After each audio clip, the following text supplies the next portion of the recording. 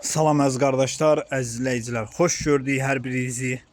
Əziz qardaşlar, buyurun baxın, bax belə 80 baş birinci qarna qoşdan çıxmış damazlıq dişi toğullar satılır. Təmiz tatallar cinsi. Bax heyvanlara baxın. Buyurun baxın əziz qardaşlar. 80 baş heyvan.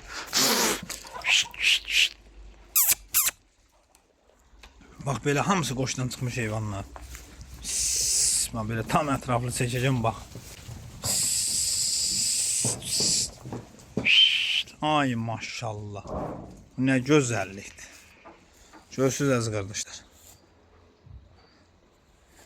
Kim istəsə əlaqə saxlaya bilər. Bax bu qoşlardan qoşdan çıxıblar.